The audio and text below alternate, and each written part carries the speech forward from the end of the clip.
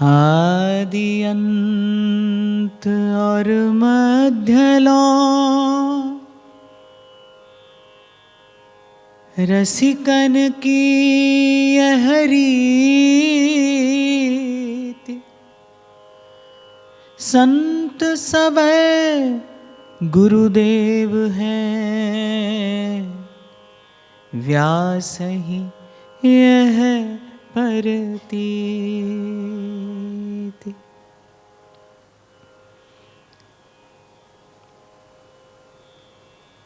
रसिक अनन्य श्री हरिराम व्यास जी अपनी वाणी में कहते हैं कि आदि अंत और मध्यलो रसिकन की यह रीत, संत सभई गुरुदेव हैं, व्यास ही यह प्रतीत।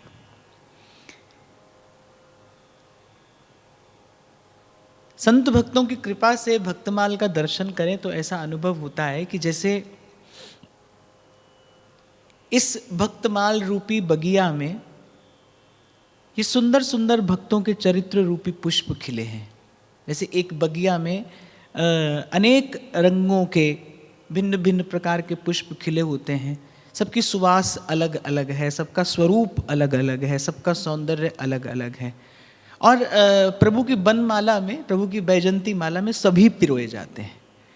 तो ऐसा ही कुछ अनुभव होता है कि भक्तमाल में जितने चरित्रों का वर्णन किया गया है और जितनों का नहीं हुआ है, कल भी मैंने कहा था कि सत्य युग में, त्रेता में, द्वापर में, कलयुग में जितने भक्त हो गए हैं और जितने आने वाले समय में होंगे, सभी का चरित्र वस्तुतः भक्तमाल ही है। तो भक्तमाल का दर्शन करने पर ऐसा लगता है कि जितने भक्तों का चरित्र वर्णन श्री नाभाजी महाराज ने किया है, ये सब प्रभु की भक्ति की बगिया में खिले हुए पुष्प हैं। सबकी अपनी अपनी एक सुवास है, सबका अपना अपना एक सौंदर्य है, और प्रभु के श्रृंगार में इन सभी की सेवा है। विचार करने पर ऐसा दर्शन होता है, चिंतन करने पर ऐसा दर्शन होता है कि प्रत्येक भक्त के चरित्र में कोई भिन्न बात है, कोई ऐसा विशिष्ट गुण, कोई ऐसा विशिष्ट लक्षण उसके चरित्र में दर्शनीय है जिसका संचय किया जाना चाहिए। जैसे श्री महाप्रभु जी स्फुटवाणी में कहते हैं, ताते भैया मेरी सौं कृष्ण गुण संजू। बड़ी प्रिय पंक्ति श्री महाप्रभु ने कही है, ताते भैया मेरी सौं, अपनी शपथ दिलाते हैं कि ये जीवन मिला है किस लिए, कृष्ण गुण संचू, प्रभु को प्रिय लगने वाले गुणों का आपको मुझे संचय करना है। तो वो गुणों के संचय की विधि है इन्हीं भक्तों के चरित्रों का मनन, इन्हीं संतों के चरित्रों का निधिध्यासन। एक और बात मैं यहाँ पर निवेदन करूँ कि जब हम भगवान के चरित्र का श्रवण करते हैं तो प्रभु के चरित्र का अनुकरण नहीं किया जा सकता। अब श्री ठाकुर जी की गोवर्धन धारण की लीला है, माखन चोरी की लीला है, चीर हरण की लीला है, तो उस लीला का श्रवण करके आस्वादन तो किया जा सकता है, लेकिन उन लीलाओं का अनुकरण नहीं किया जा सकता। ये महद अपराध है। वो श्री ठाकुर जी का ही सामर्थ्य है और उन्हीं को शोभा भी देता है। पर भक्त के चरित्र का अनुसरण भी किया जा सकता है और अनुकरण भी किया जा सकता है। तो मुझे ऐसा लगता है कि आपके मेरे जीवन के बहुत निकट होता है भक्त का चरित्र। माने भक्त का चरित्र एक प्रकार से एक मार्ग है जिस पर बिल्कुल आंख बंद करके हम चलना चाहें तो हम चल सकते हैं। तो मैं आज भी यही विचार कर रहा था कि प्रत्येक भक्त का चरित्र पढ़ो तो उसमें कोई भिन्न, कोई सुंदर, कोई दिव्य, कोई विशिष्ट भगवदीय गुण का दर्शन होता है। जैसा कल हमने जिन भक्तों के चरित्र का चिंतन किया, किसी के चरित्र में धैर्य बहुत है, दर्शनीय है, प्रणम्य है, किसी के चरित्र में कोई और गुण है, किसी के चरित्र में त्याग है, किसी के चरित्र में तितिक्षा है, और इन सब भक्तों के चरित्र का चिंतन करना ही वस्तुतः कृष्ण गुण का संचय करना है। और मुझे लगता है कि श्री महाप्रभु तो आपको मुझे आज्ञा भी दे सकते हैं, वो आचार्य हैं, पर ये शायद उनके हृदय की करुणा है, उनके हृदय की दया है, उदारता है कि वो कितने प्रेम से आपको मुझे कहते हैं, ताते भैया मेरी सौं कृष्ण गुण संचू। और इस पंक्ति का विचार करते हुए ये विचार भी करना चाहिए कि जब आप किसी से कोई कार्य कराना ही चाहते हैं, जब आप चाहते हैं कि कोई व्यक्ति ये कार्य करे ही, तब आप उसको कहते हैं कि आपको हमारी सौगंध है। माने इससे अधिक कुछ कहने के लिए और नहीं है। आपको हमारी सौगंध है कि आपको ये कार्य करना ही होगा। बस इसी प्रकार श्री महाप्रभु जी आपको मुझे अपनाते हुए, आपको मुझे स्वीकारते हुए बड़े बड़े करुणा और वात्सल्य से भरे हृदय से कह रहे हैं, ताते भैया मेरी सौ कृष्ण गुण संजू। तो जैसा मैंने कहा ना कि बगिया में खिले सब फूल प्रभु की वैजंती माला में पिरो दिए जाते हैं, सब सुंदर फूल, क्योंकि सबकी अपनी सुवास है, अपनी सुंदरता है। ऐसे ये भक्तमाल के ये भक्त चरित्र हैं, ये भक्ति की बगिया में खिले फूल हैं, सबकी अपनी अपनी सुवास है, अपना अपना सौंदर्य है, और सभी प्रभु के श्रृंगार में अपनी सेवा निवेदन करते हैं। लेकिन व्यास जी कहते हैं कि इन सब में एक बात ऐसी है जो एक सी है, ग्राह्य है, प्रणम्य है, आराध्य है, और वो क्या है कि संत सभई गुरुदेव हैं। देखो, प्रभु के स्वरूप में तो भक्तों ने भाव से भिन्नता लाई है। किसी को राम प्रिय लगते हैं, किसी को कृष्ण प्रिय लगते हैं। अच्छा, कृष्ण में भी किसी को बाल स्वरूप प्रिय है, किसी को कैशोर स्वरूप प्रिय है, किसी को वात्सल्य लीला में आनंद आता है, किसी को माधुर्य लीला में आनंद आता है, कोई सख्य भाव का सुख लेता है, गोपी का मन किसी और रूप में लगा है। लेकिन संत सभई गुरुदेव है। संत सभई गुरुदेव है कहने का तात्पर्य ये है कि संत से, प्रत्येक संत से, चाहे वो किसी भी मत का हो, किसी भी संप्रदाय का हो, वो किसी भी विचारधारा का हो, वो निर्गुण भक्त हो, वो सगुण भक्त हो, लेकिन संत से आप और मैं सीख सकते हैं। संत से सीखना चाहिए, संत से शिक्षा दीक्षा पाई जा सकती है। जैसे दीक्षा गुरु भी होता है और शिक्षा गुरु भी होता है। तो दीक्षा गुरु तो एक होता है, लेकिन शिक्षा गुरु सभी संत हो सकते हैं। इसीलिए व्यास जी ने कहा, और व्यास जी कह रहे हैं कि मैं केवल भावना में बहकर ये बात नहीं कह रहा। व्यास जी ने कहा है संत सभई गुरुदेव है, व्यास ही यह प्रतीत। व्यास जी कह रहे हैं मुझे इस बात की प्रतीति हुई है, मेरी अंतर आत्मा ने इस बात का अनुभव किया है। जैसे श्री महाप्रभु जी कह रहे हैं ना, यह जिय जान श्याम श्यामा पद कमल संगी सिर नायो। मैं इसीलिए आपको बार बार कहता हूं कि वाणी का चिंतन करिए, वाणी का चिंतन करिए। वाणी के शब्दों में जो ऊर्जा है वो जरूरी नहीं है कि एक ही बार में प्रकट हो जाए। जैसे संत उदाहरण देते हैं कि समुद्र में मोती है, कोई आवश्यक नहीं होता कि एक ही बार गोता लगाए और कोई मोती ले आए। अब एक बार गोता लगाए मोती न मिले तो उसका अर्थ ये नहीं लगाना चाहिए कि समुद्र में मोती नहीं है। मोती तो समुद्र में ही है, वो तो वहीं पर जन्मता है, वहीं रहता है, वहीं है, वो तो वहीं है, हमारे हाथ नहीं आया, ये बात दूसरी है। ऐसे ही ये वाणियाँ हैं, ऐसे ही इन भक्तों के, इन संतों के शब्द हैं। और प्रथम दिन आपको याद हो, मैंने आपसे कहा था कि भाई संत के शब्द में ही भगवान है। वो आपके मेरे भीतर जो वस्तु की प्रतिष्ठा करता है वो शब्द से ही करता है। संत की वाणी ही भगवान है, संत की वाणी में ही वो भगवत तत्व सक्रिय है, सक्रिय। जैसे आपको मैं एक और उदाहरण देता हूं कि बहुत बड़ी लकड़ी को एक दिया सलाई जला देती है। एक नन्ही सी दिया सलाई एक बहुत बड़ी लकड़ी को जला देती है। अर्थात लकड़ी में अग्नि तत्व तो पहले से था, लेकिन वो निष्क्रिय था, वो सुप्त था। वो थोड़ी सी दिया सलाई दिखाते ही वो सक्रिय हो गया, सक्रिय हो गया। ऐसे भगवान तो सब जगह है, हरि व्यापक सर्वत्र समाना, हरि व्यापक सर्वत्र समाना। लेकिन संत के, भक्त के, गुरुजनों के जो शब्द हैं उनमें वो भगवत तत्व बिल्कुल सक्रिय है, तुरंत अपना कार्य करता है, त्वरित रूप से अपना प्रभाव दिखाता है। तो आप जितनी बार इन वाणियों का चिंतन करोगे, आप उतनी बार एक नई ऊर्जा, एक नई शक्ति, एक नई भावना प्राप्त करोगे। अब पहली बार स्फुटवाणी पढ़ोगे तो हो सकता है कुछ भी भीतर ना जाए, लेकिन वो वाणी हृदयंगम हो, उसकी विधि कुछ और नहीं है। यही है कि उसे एक बार पढ़िए, अनेक बार पढ़िए, बार बार पढ़िए, पढ़ते पढ़ते पढ़ते पढ़ते वो शब्द अपनी चेतना, अपनी शक्ति प्रकट करेगा आपके सामने। अब हो सकता है ये पद आपने पहले भी पढ़ा हो। श्री महाप्रभु कहते ताते भैया मेरी सो कृष्ण गुण संचू, और हो सकता है हमने इसे एक पद की भांति पढ़कर छोड़ दिया हो। पर आप इसकी एक पंक्ति का अगर विचार करें, आप देखो कि भाव के किस धरातल पर जाकर महाप्रभु आपको मुझे संबोधित कर रहे हैं। सबसे पहले तो आपको मुझे अपना बनाया है। अच्छा, सौगंध किसी राह चलते को तो दी नहीं जाती, सौगंध तो किसी अपने को दी जाती है जिससे संबंध हो, और बड़ा गाढ़ा संबंध हो, कि केवल व्यवहार का, व्यापार का संबंध भी किसी से हो तो आप सौगंध नहीं देते।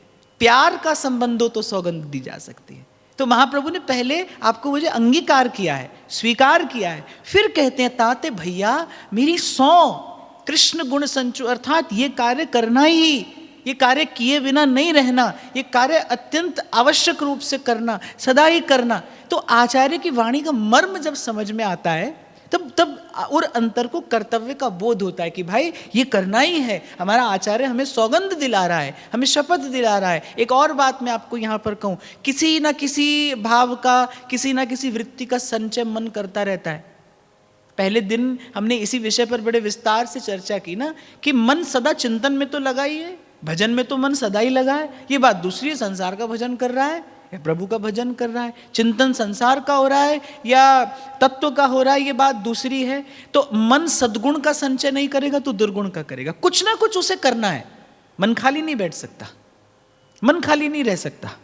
आप कभी भी देखिए, आप हाथ पर हाथ धरकर बैठ जाओ पर मन खाली रहता है? अरे मन खाली हो जाए तो कहना ही क्या है, मन को खाली ही तो करना है। घट को खाली कीजिए, काढ़ वासना दूर, पर आप देखोगे मन खाली नहीं रहता।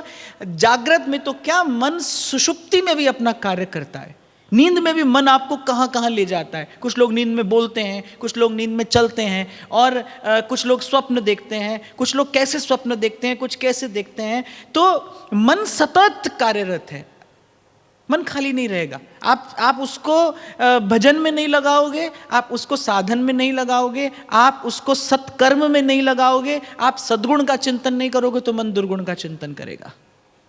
और एक और बात जो मैं दोहरा रहा हूं आज, कि ये जो जन्म जन्म से आप और मैं बंधे हैं, संसार से पीड़ा पा रहे हैं, एक ही तो कारण है कि मन संसार का संचय कर रहा है, चुन रहा है संसार को यहां से वहां से। प्रेम में नहीं लगेगा तो द्वेष में जाएगा, कुछ ना कुछ आधार मन को चाहिए भाई, मन खाली नहीं रह सकता है। इसीलिए महाप्रभु कह रहे हैं ताते भैया मेरी सौगंध है तुझे, ये अवसर मिला है, मानुष को तन पाए भजो ब्रिजनाथ को, दर भी लेके मूड जरावत हाथ को। तो ये जो गुण संचय करना है, यही भजन है, यही साधन है, यही जीवन निर्माण है, यही जीवन को बनाने की विधि है।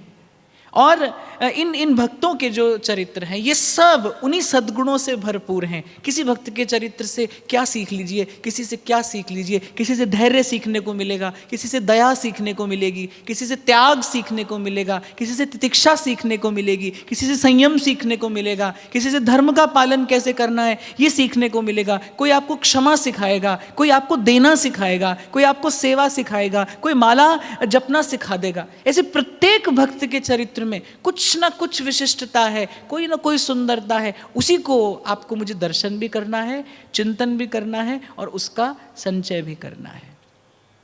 तो व्यास जी कह रहे हैं भाई संत सभई गुरुदेव, संत में भेद नहीं किया जाता। भगवत स्वरूप में तो भक्त अपने भाव से भेद भी कर लेते हैं ना। तभी गोस्वामी जी कहते हैं तुलसी मस्तक तब नवे जब धनुष बाण लो हाथ। श्रीनाथ जी के सामने आए, बोले नहीं प्रभु मुझे तो वही स्वरूप का दर्शन दीजिए। पर संत के स्वरूप में कहीं कोई भेद नहीं है। संत जहां है, मैं फिर कह रहा हूं, वो जिस भी मत का, संप्रदाय का, विचार का, कैसा भी है, संत गुरु तत्व है। इसीलिए वो प्रणम्य है, इसीलिए वो सेव्य है, इसीलिए वो आराध्य। संत सभई गुरुदेव हैं। और व्यास जी जैसा महापुरुष कह रहा है कि मैं केवल भाव भावना में आकर नहीं कहता हूं, व्यास ही ये प्रतीति, इसी बात की मुझे प्रतीति है, इस बात का मैंने अनुभव किया है कि संतों में कभी भेद ना करिए। संत को कभी अपना पराया या मेरा तेरा या हमारा संप्रदाय या इसका संप्रदाय करके न देखिए। संत सभई गुरुदेव है। संत में गुरु तत्व कार्य कर रहा है। संत भगवान की कृपा मूर्ति है। संत के माध्यम से ही भगवान की कृपा शक्ति जीव कल्याण का, लोक कल्याण का, लोक मंगल का कार्य करती है। इसीलिए कबीर जी कहते हैं संत ना होते जगत में तो जल मरता संसार। संत ना होते तो भगवान तो थे ही, भगवान तो है ही, पर कबीर कहते हैं ना संत ना होते तो जल मरता संसार। ये प्रभु के संसार को शीतल छाया में रखता है कौन? संत रखता है। उसका कारण क्या है? आप और मैं संसार को किसी और दृष्टि से देखते हैं, संत संसार को किसी और दृष्टि से देखता है। संत तो कहता है मैं सेवक सचराचर रूप राशि भगवंत। संत के लिए ये पूरा संसार प्रभु की बगिया है।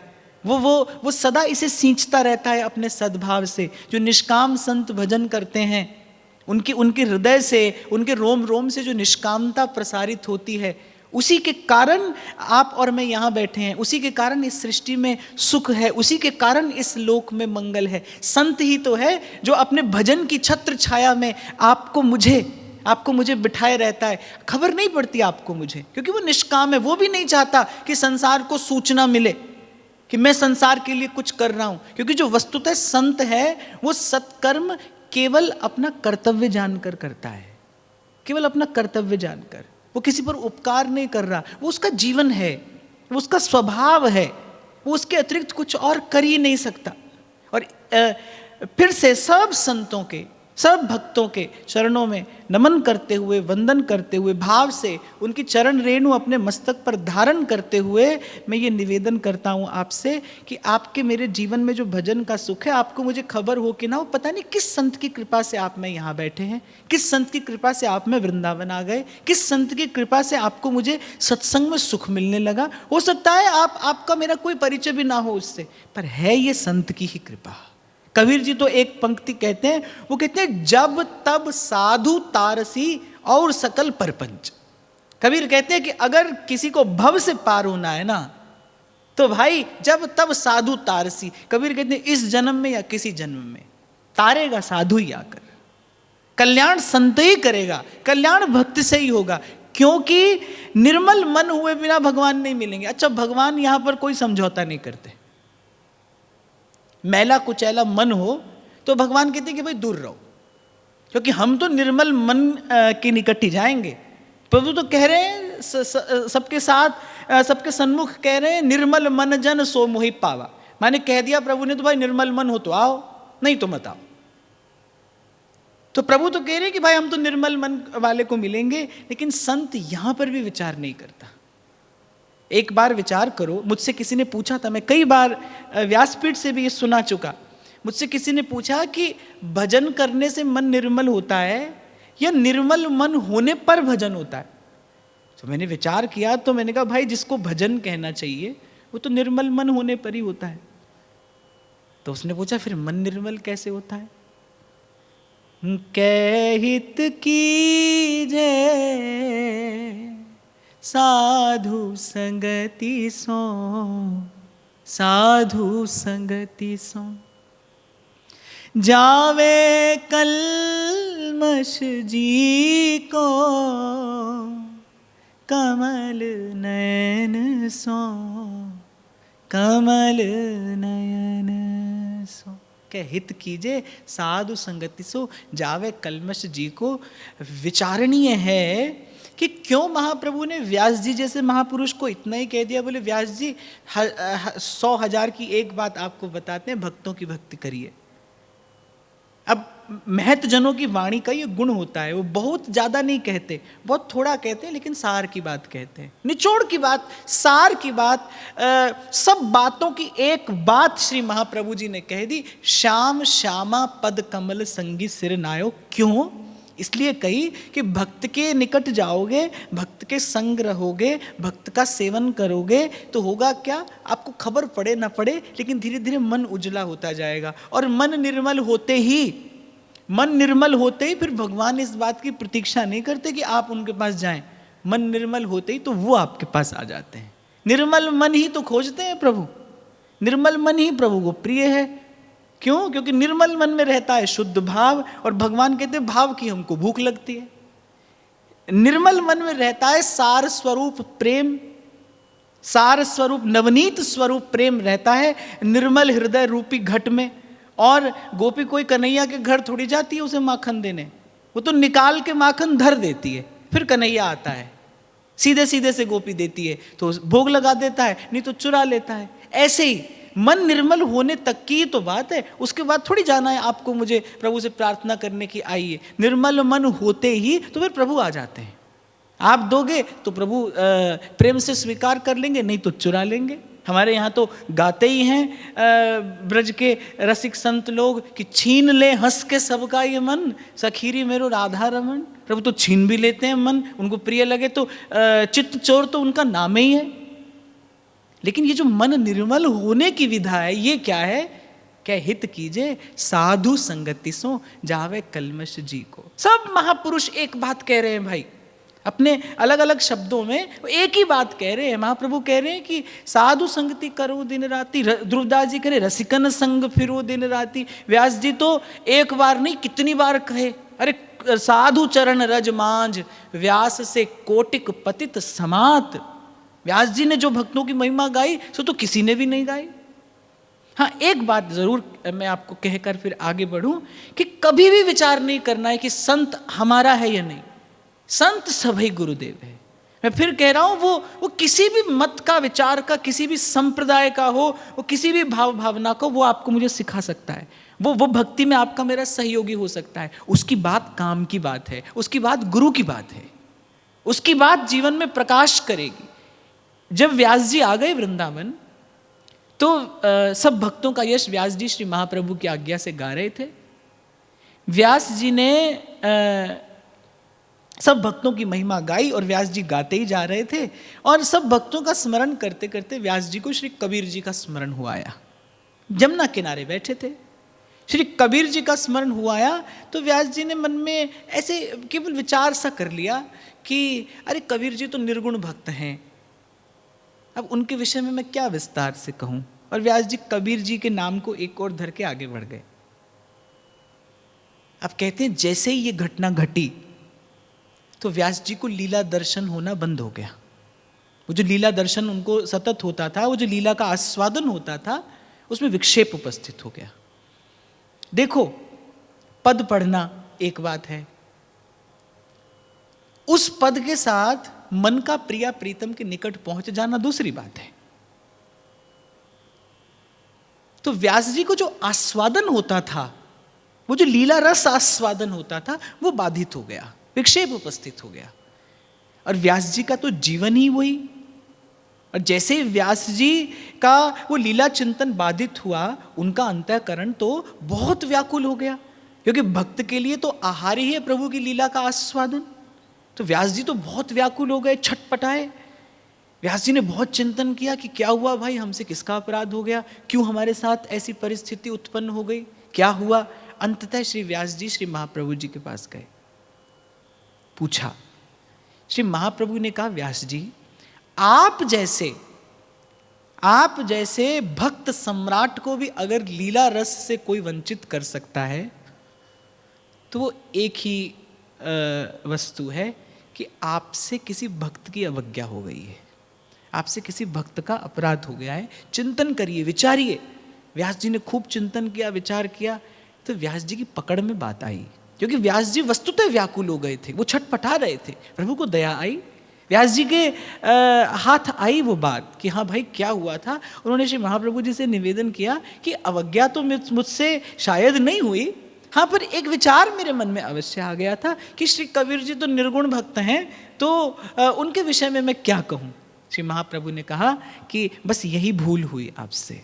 भक्त भक्त होता है, संत संत होता है। ये निर्गुण सगुण का भेद ये आपका मेरा, ये मनुष्यों का उपस्थित किया हुआ है। और एक और बात कि संत अपनी इच्छा से नहीं आता, वो तो प्रभु का भेजा आया है, वो प्रभु का कार्य करने के लिए आया है।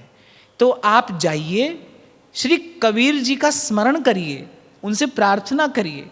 वो दयालु हैं, भगवान के भक्त हैं, वो आपके अपराध को क्षमा करेंगे और आपको पुनः लीला रस जन्य सुख की प्राप्ति होगी। व्यास जी गए श्री यमुना जी के किनारे, श्री कबीर जी का स्मरण किया और कबीर जी की चेतना ने व्यास जी के उस अपराध को क्षमा किया।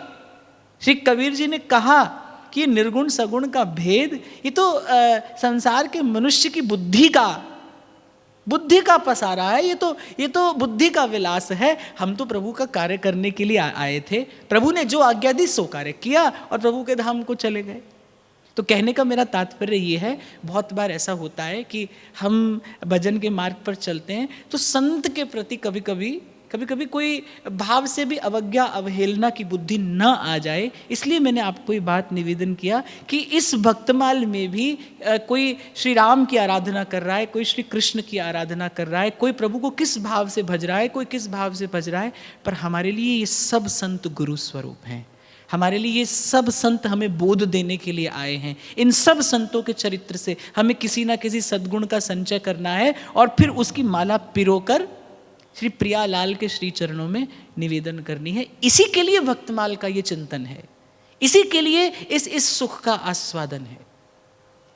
तो कल जिस छप्पे का आप और मैं चिंतन कर रहे थे, अभी उसमें कुछ एक भक्त ऐसे हैं जिनके चरित्र का मधुर चिंतन होना चाहिए।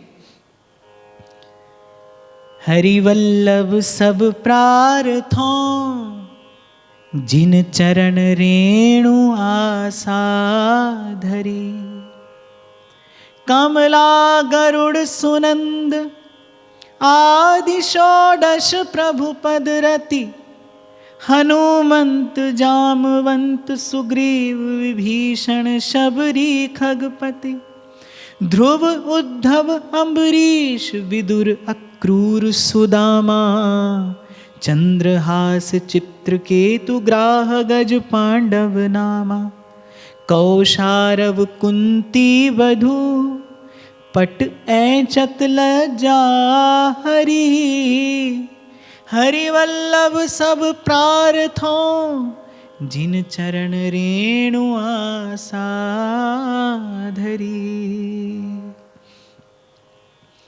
तो श्री हनुमान जी, श्री जामवंत जी, श्री सुग्रीव जी, श्री विभीषण जी, श्री जटायु जी, इनके चरित्र का किंचित हमने स्मरण किया था, भाव से अपने हृदय को पवित्र किया। फिर श्री नाभाजी ने यही इसी क्रम में, इसी श्रृंखला में शबरी जी का भी स्मरण किया है। कल एक बात मैंने आपको निवेदन की थी कि जीव का प्रभु से संबंध स्थापित होते ही उसके सारे कष्ट, उसके सारे दोष, उसकी सारी पीड़ा समाप्त हो जाती है।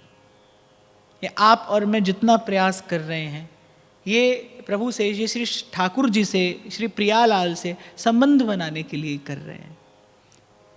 और जैसा अभी थोड़ी देर पहले निवेदन किया मैंने कि मन को संबंध का आधार चाहिए। मन को किसी ना किसी संबंध का आधार चाहिए। प्रभु से नहीं होगा तो संसार से होगा, लेकिन होगा कहीं ना कहीं अवश्य होगा, क्योंकि मन को विचरण करने के लिए संबंध चाहिए। तो अभी तक संसार से संबंध है तो वो संसार का चिंतन करता है, संसार से व्यवहार करता है, संसार का ही स्मरण करता है और संसार से ही प्रेम के भ्रम में भी पड़ा हुआ है। बस एक अहमता ममता, यह जग में अति दुखदाई, और ये जब श्री जी की ओर लगे तब होत परम सुखदाई। संबंध क्या है? मैं और मेरे का नाम ही संबंध है। पहले आप कहते हैं मैं हूं, फिर जिससे संबंध है आप कहते हैं मेरा है। मैं और मेरा, ये अहमता और ममता ही तो संबंध है, और इसी चक्की में जीव पिस रहा है भाई। जब कबीर जी कहते हैं ना, दो पाटन के बीच में साबत बचा न कोई, इसी अहमता और ममता की चक्की में ही तो जीव पिस रहा है। और संत कहते हैं ये जग में अति दुखदाई, और यही जब श्री जी की ओर लगे तब होत परम सुखदाई। ये संबंध श्री जी से हो जाए मन का, मैं हूं और श्री जी मेरे हैं, मैं हूं और श्री ठाकुर जी मेरे हैं, ये संबंध होते ही होत परम सुखदाई, फिर यही परम सुख का कारण बन जाता है। तो कहने का तात्पर्य, जो सार की बात है, जो इष्ट और प्राप्य तत्व है, वो क्या है? श्री ठाकुर जी से संबंध। और मैं देखता हूं कि कुछ भाग्यशाली, कुछ परम सौभाग्यशाली, परम भागवत ऐसे हैं कि जो जिनसे प्रभु अपना संबंध बनाते हैं। ऐसे कल श्री हनुमान जी के चरित्र का जब हम चिंतन कर रहे थे तो प्रभु कहते हैं ना, तुम मम प्रिय भरत सम भाई। हनुमान जी ने ऐसा नहीं कहा कि प्रभु आप मुझे ऐसा कहिए, पर प्रभु कह रहे हैं कि नहीं भाई, तुम भरत के समान प्रिय हो, तुम मम प्रिय भरत सम भाई। संबंध बनाते हैं प्रभु कि मेरा ये संबंध है आपसे। और मुझे याद है, ठीक से तो मुझे शब्द स्मरण नहीं है कि, पर मैं बहुत छोटा था तो कोई भजन गाते थे, वो कहते थे कि मुरली वाले से जिसका संबंध है उसे सब और आनंद ही आनंद है। तो सारी बात तो ठाकुर जी से संबंध की है, संबंध होते ही फिर आनंद ही आनंद है। और मैं कहता हूँ उसके आनंद का क्या कहना, जिसे भगवान आकर संबंध बनाते हैं। तो जो शबरी जी का चरित्र है, ये भी कुछ ऐसा ही है। प्रभु ने संबंध बनाया है शबरी जी से। आप देखिए कि ये गति, ये स्थिति शबरी जी को प्राप्त कैसे हुई है? सेवा से। प्रथम छप्पय का वर्णन करते हुए मैंने आपसे निवेदन किया था, ये महिमा सेवा की है, क्योंकि प्रेम की परिणति सेवा में है। आप जिससे प्रेम करोगे, प्रेम करने के उपरांत फिर क्या करोगे? सेवा करोगे। प्रेम की परिणति सेवा है, प्रेम का प्रसाद सेवा है, प्रेम का फल सेवा है, प्रेम का विश्राम भी सेवा में ही है। ये जो सहचरियां हैं, जो सखी चहु ओर फिरे चकडोर सी, और क्या लिए रहती हैं अपने हृदय में? सेवा को भाव लिए मन माही। सतत ये भावना प्रियालाल के निकट बनाए है। तो इसीलिए मैं बार बार आपको निवेदन करता हूं, भाई तन मन धन यौवन साधन संपत्ति सुमति सबकी सार्थकता एक सेवा में है। सेवा में लगा दीजिए। सेवा में ये देह गले तो गालिए, हरि नाम से नेह पले तो पालिए। सेवा की महिमा है भाई। सेवा से बंध जाते हैं भगवान, बंध जाते हैं भगवान। श्री कुंभन दास जी खेत में हल चला रहे थे, कन्हैया साथ साथ में खेल रहे थे। श्रीनाथ जी में के मंदिर में आरती का आह्वान हुआ, आरती होने वाली थी, शंख नाद हुआ, दौड़ कर जाने लगे। कन्हैया ने कहा, अरे बाबा मैं तो तेरे संग यही खेल रहा हूँ, तू कौन को दर्शन करने जा रहे हो? तो कुंभन दास जी कहते कि जय जय, यहाँ तो आप अपनी इच्छा से आए हो, अपनी इच्छा से चले जाओगे, हम आपको कहाँ खोजते फिरेंगे? वहाँ तो मंदिर में तो आचार्यों ने आपको प्रीत की डोर से अपने सेवा के भाव से बांध कर बैठाया है, वहाँ से आप कहीं नहीं जा सकते। और दूसरी बात, यहाँ केवल आपका दर्शन होता है, वहाँ पर आपके भक्तों का भी दर्शन होता है। तीसरी बात, आज आप यहाँ मेरे संग खेल रहे हो, ये मंदिर में आपकी सेवा का ही तो प्रसाद है। तो किसी भी दृष्टि से अब हम यहाँ नहीं रुकेंगे, आरती का दर्शन करने जाएंगे। आपको संग आना हो तो आइए, नहीं तो हम आरती का दर्शन करके आते हैं, तब तक प्रतीक्षा करिए। और गए श्री कुंभन दास जी और श्रीनाथ जी का आरती का दर्शन किए। आप और मैं संध्या आरती में गाते हैं ना कि पाग बनी पटका बन्यो बन्यो लाल को भेख, और राधा वल्लभ लाल की दौड़ आरती देख, है ना, कि किसी भी काम में लगे हैं, पर जब दर्शन का समय हुआ तो दौड़ कर गए हैं, बस श्री जी की एक झांकी हो जाए, एक दर्शन हो जाए। ये महिमा किसकी है? सेवा की महिमा है। श्री राधा वल्लभ लाल के रूप में उस नित्य विहार को श्री महाप्रभु जी ने इस सेवा की डोर से बांध कर रख दिया है आपके मेरे लिए। कहीं और दर्शन हो ना हो, पर वहां तो प्रत्यक्ष दर्शन रूपी प्रसाद आपको मुझे सदा ही मिलता है। ये श्री महाप्रभु जी की कृपा है। और ये प्रसाद किसका है? सेवा का प्रसाद है, सेवा का प्रसाद है। और जिसने प्रेम के मर्म को जाना है, जिसने प्रेम के मर्म को पहचान लिया है, वो जानता है कि भाई सेवा श्रम नहीं है, सेवा ही सुख है, सेवा ही सुख है।